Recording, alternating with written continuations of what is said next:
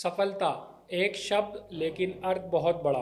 हर कोई सफल होना चाहता है लेकिन बहुत कम लोग समझ पाते हैं कि सफलता सिर्फ मेहनत से नहीं मिलती, सही दिशा में मेहनत से मिलती है। आज के समय में डिग्री है, स्किल्स हैं, फिर भी लोग आगे नहीं बढ़ पा रहे। क्यों?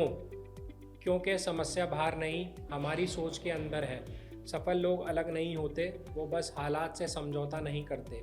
वो गिरते हैं लेकिन रुकते नहीं, वो रिजेक्ट होते हैं लेकिन खुद को रिजेक्ट नहीं करते। अगर आप भी कुछ बड़ा करना चाहते हैं, अगर आप भी भीड़ से अलग बनना चाहते हैं, तो ये पॉडकास्ट आपके लिए है।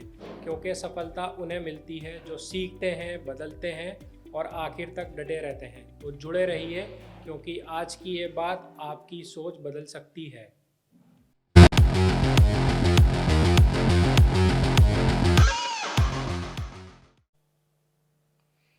सर, आज लोगों के पास सब कुछ अवेलेबल है, महंगा घर, महंगे फ़ोन, महंगी गाड़ी, लेकिन कहीं ना कहीं ऐसा लगता है कि उनकी ज़िंदगी में सुकून की कमी है।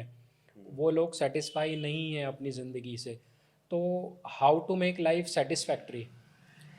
देखिए, to make life satisfactory you should have three factories: a ice factory in your head, a sugar factory in your tongue, okay. and a love factory in your heart.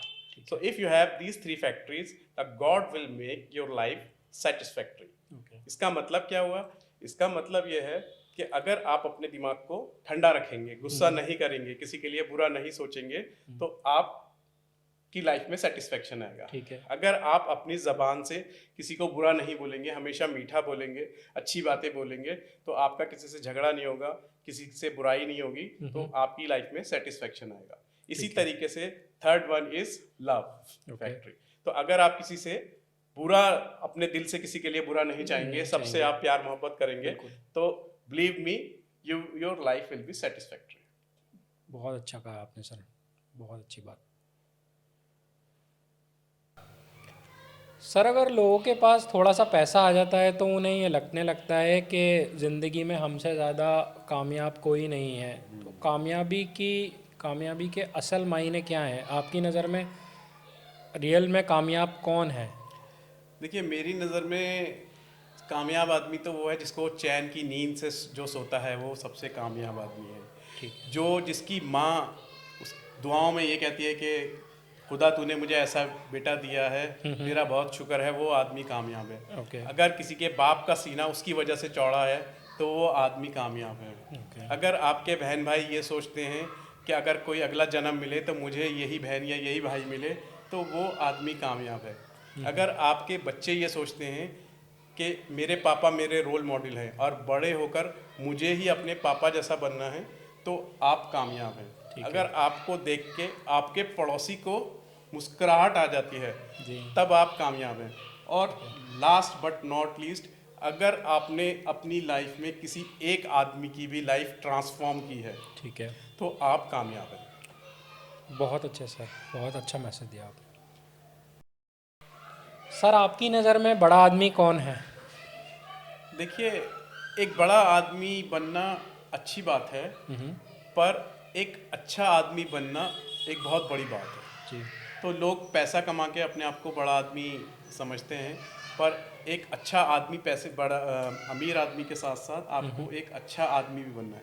और ये कहा जाता है ना कि बड़ा आदमी वो है जो अपने साथ में बैठे हुए आदमी को छोटा महसूस ना होने दे। बिल्कुल। और हमेशा बात यही है कि अगर आपको बड़ा बनना है, तो उससे पहले आपको छोटा बन के दूसरों की बातों को सुनना होगा। बिल्कुल। अगर आपको बड़ा आदमी बनना है, तो आपको छोटा आदमी बन के चीज़ों को सीखना होगा। पहले दिन ही आजकल जो यंगस्टर्स हैं, उन्हें पहले दिन से ही लगता है कि वो मेरे पेरेंट्स के पास पैसा है तो मैं बहुत बड़ा आदमी हूँ। जी, बिल्कुल पर ठीक ये बात नहीं है। आपको पहले छोटा बनना पड़ेगा, सीखना पड़ेगा, लोगों की बात सुननी पड़ेगी, उसके बाद स्किल्स डेवलप करने पड़ेंगे, तब आप एक बड़े आदमी कहलाएंगे, तभी आप एक बड़े आदमी बन सकते हैं। तो बड़ा आदमी बनने के लिए पहले छोटा बनिए। ठीक है। अच्छा सर, एक बात बताइए, किसी इंसान की कामयाबी में उसकी नीयत की क्या भूमिका रहती है? देखिए, उर्दू में तो ये कहा जाता है कि नियत साफ़ और मंजिल आसान। बिल्कुल। तो अगर आपकी नीयत अच्छी है तो आपको मंजिल बहुत जल्दी मिल जाती है, बहुत आसानी से मिल जाती है। जी। तो इसके लिए मैं आपको एक छोटी सी कहानी सुनाता हूँ। बिल्कुल। एक बादशाह अपने वज़ीरों के साथ एक दिन शिकार पर जंगल में जा रहा जी। था। उसने जंगल में देखा कि एक 80-90 साल का बहुत बूढ़ा आदमी बीज डाल रहा है और पौधे उगाने की कोशिश कर रहा है।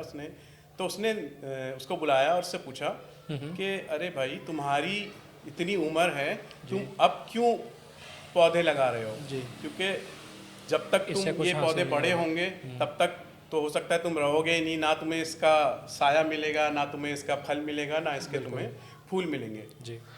तो उसने बोला कि राजा साहब, आप जिस पेड़ के नीचे बैठे हैं वो भी तो किसी ने लगाया होगा। बिल्कुल। अगर वो ये सोच लेता तो फिर आप इसके नीचे नहीं बैठे होते।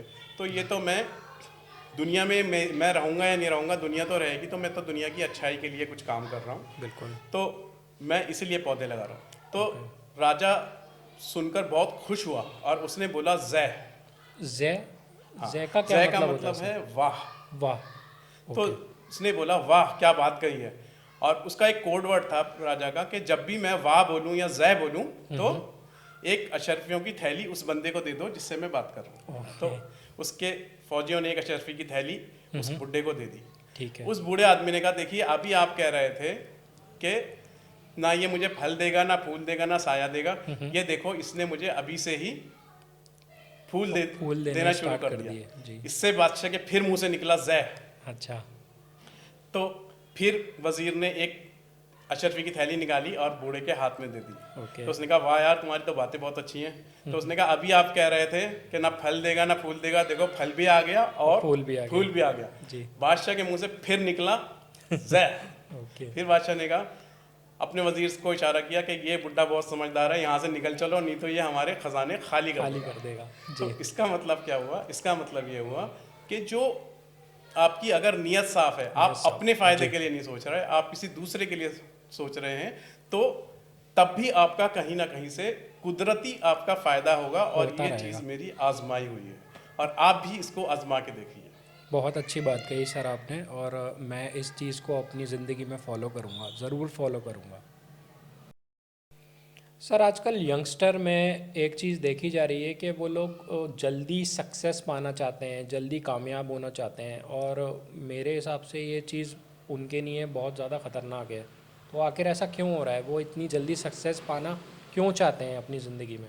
देखिए, आजकल का जो ज़माना है ना, ये इंस्टेंट नूडल्स का ज़माना है। 2 मिनट्स नूडल्स सबको चाहिए। बिल्कुल। आजकल का जो ज़माना है स्विगी और जोमेटो का ज़माना है। जी। ठीक है, आजकल का ज़माना ब्लिंकिट का ज़माना है। तो हर आदमी बस ये सोचता है मेरा आइसक्रीम खाने का मन कर रहा है, मैंने ब्लिंकिट किया और 5 मिनट में आइसक्रीम मेरे पास आ गई। बिल्कुल। तो हर आदमी ये चाहता है मुझे कुछ भी एफर्ट ना करना पड़े। तो जितने भी हमारे यंगस्टर्स हैं आजकल, सब यूट्यूब से इंस्पायर्ड हैं। हर किसी को लगता है मैं पूछूंगा 10 रुपए वाला बिस्किट कितने का है और मैं एक वीडियो बना के डालूंगा, छत फट जाएगी, नोट ही नोट आने लगेंगे, मैं रातों रात पॉपुलर हो जाऊंगा। बिल्कुल। तो या फिर मैं कोई गाना गाऊंगा और वो मैं फेसबुक पे डालूंगा, कच्चा बादाम बोलूंगा, कुछ भी बोलूंगा और लोग वायरल हो जाएगा और मैं पैसे कमा लूंगा। पर वो इतना इजी नहीं है, उसमें भी कंसिस्टेंसी चाहिए, उसमें भी दिमाग चाहिए, उसमें भी कंटेंट चाहिए, उसमें भी एफर्ट चाहिए। और अगर कोई बाई चांस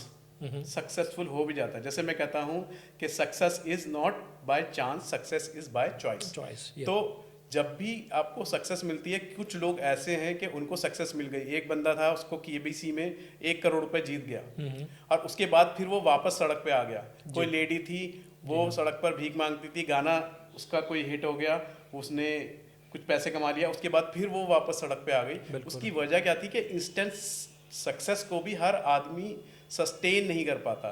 पैसा एक बार कमाना आसान है, पर उस सक्सेस को सस्टेन करना बहुत मुश्किल है। तो यही चीज़ जो हमारे यंगस्टर्स हैं ना, वो समझ नहीं पा रहे हैं। यंगस्टर्स को बस ये लग रहा है कि मैं कुछ भी करूँगा और बस रातों रात में अमीर हो जाऊँगा।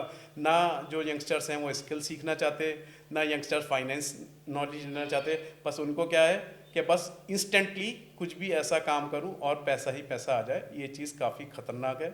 इसकी वजह से बच्चे एजुकेशन पे ध्यान नहीं दे रहे, इसकी वजह से बच्चे पढ़ नहीं रहे हैं। हर बंदा एवरेज 4 से 6 घंटे रील्स देख रहा है, तो उसमें कहीं ना कहीं आपके ब्रेन पे भी फर्क पड़ेगा, आपकी एजुकेशन पे भी फर्क पड़ेगा और कहीं ना कहीं वो चीज़ आपको नुकसान देगी। जी बिल्कुल ठीक कहा सर आपने।